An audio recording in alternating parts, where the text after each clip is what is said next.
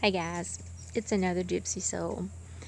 And if you are saying, holy crap, what's wrong with her?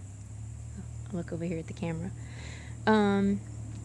If you are friends with me on Facebook, you probably know why I look this way. Because my oldest daughter, who is only 19, she will be 20 in March. Loudest truck in the world is passing, of course, right now. Text me a picture last night of her hand with a humongous diamond ring on it, and she is now engaged. She's not pregnant because I asked her. She is engaged, and I got a text telling me about it.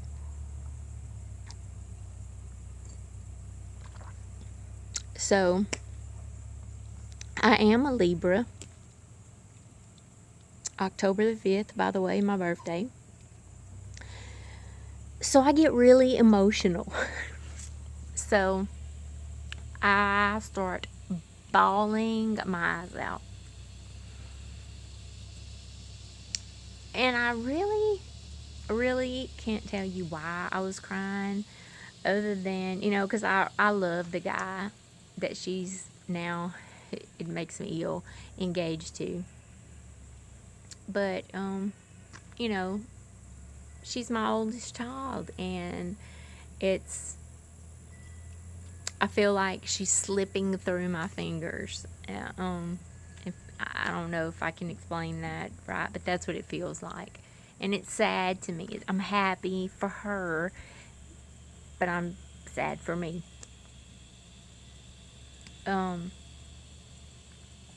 So I've like cried all night and half the day. So, I really, I'm making this little video kind of just to, not really so much about that, but to discuss something else. If you watch my previous video, you know that this is my husband now. My current husband is my second husband. Emily, my daughter that is engaged, is by my first husband. And why I am a little bit upset today is because, hold on, I'm like trying to do this and drink wine, and my nose is red because when I start getting a buzz, my nose gets red. Who knows? I don't know. But I'm going to try to make this as short as I can. My husband, first husband, was a total douchebag. And if you're watching this, dude, you are and were a douchebag. And the reason I say that is because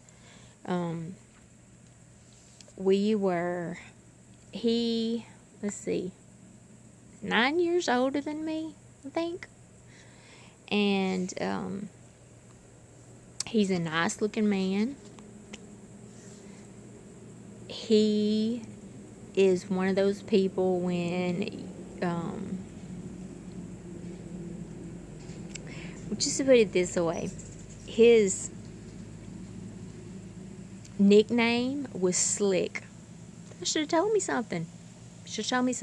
Never marry somebody whose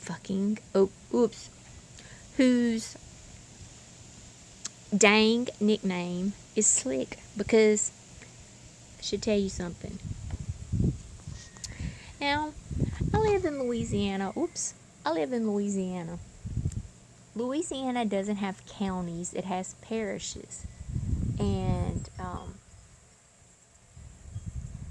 the reason I say that is because I believe that Slick, that's what we'll call him, and I'm not exaggerating, has probably slept with, I would say, I'm being conservative when I say probably 70% of all the parishes in Louisiana. Yeah, I'm not joking. I'm being conservative with that number. So, he is somebody that the sky's blue, okay? Sky's blue. If you and him got in a debate, it's the wine talking.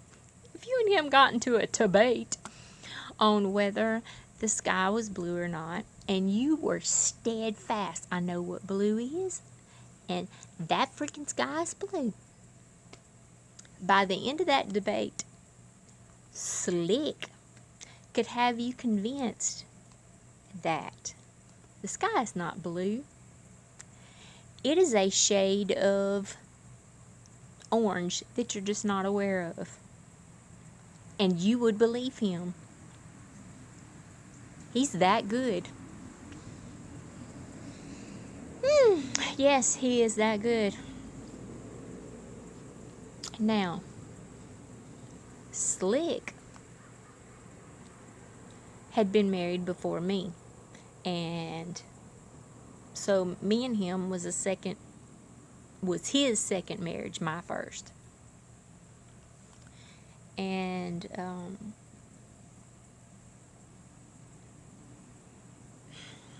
it's hard for me to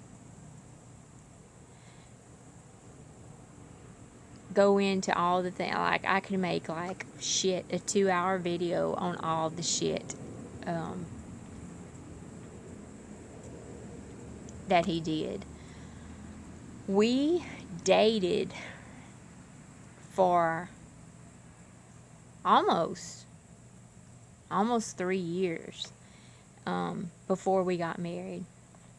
And I'm not gonna lie, y'all, I am, in a lot of ways, I'm very naive, because I choose to try to find the good things in people. I choose that. And I don't think that's a bad quality. Choosing to find the good thing in people is not a flaw in my character. And it shouldn't be considered a flaw in your character.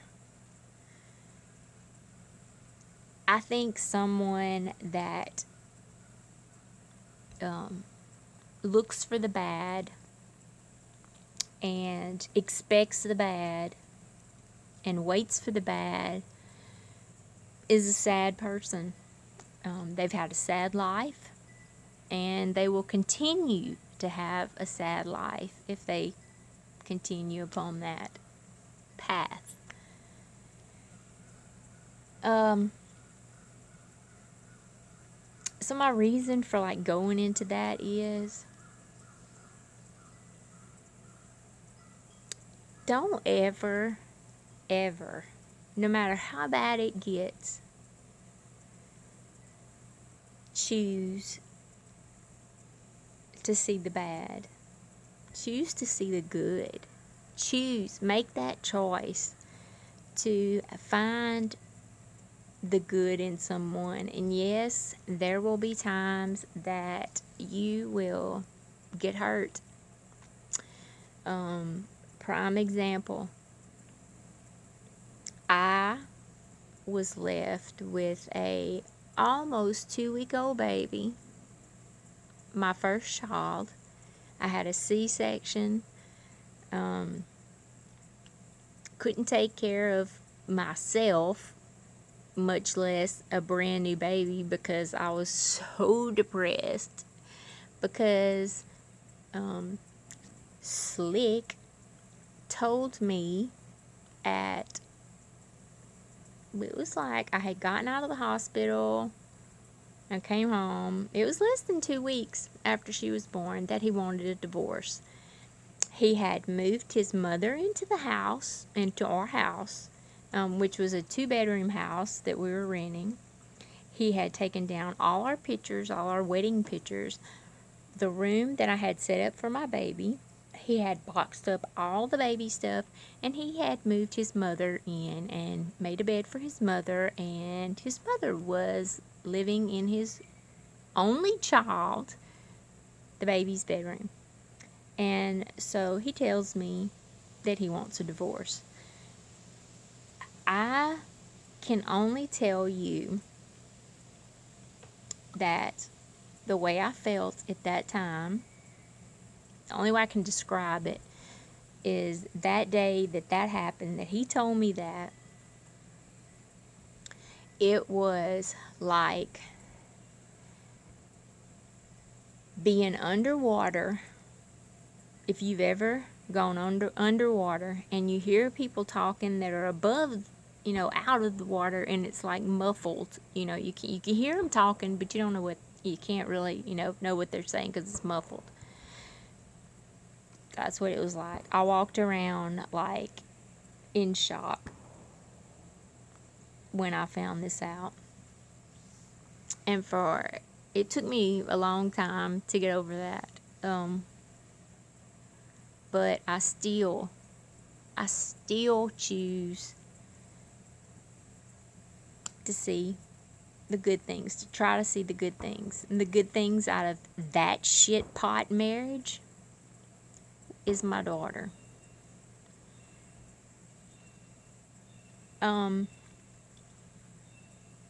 If you go through something bad, a lot of people go through something bad. There's people that's gone through way worse than that.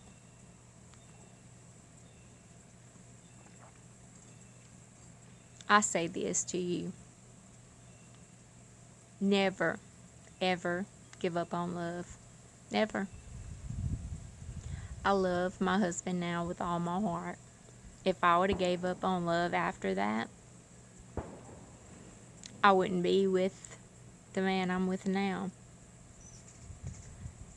And when I say don't give up on love, I'm not necessarily meaning with a man or with a woman. Love yourself.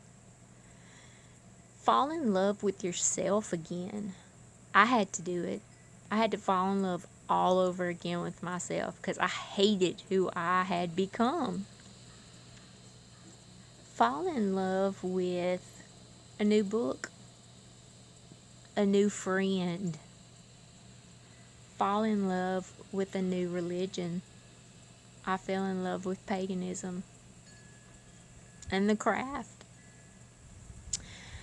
Fall in love with a movie. Fall in love with a hobby. Just fall in love. Life would be so miserable if your glass was always half empty. Prime example, my glass is half full. And that's how I choose to look at it. So, to all the women out there and men who have been shit on, who have been cheated on, who have been told that they're not good enough, that they're stupid, they're ugly,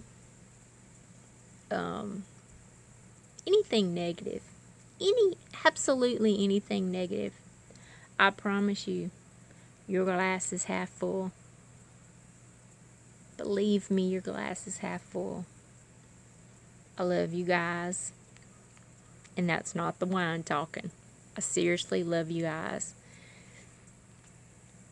And I pray that your glass is always half full. Bless be, guys. Love you. Bye.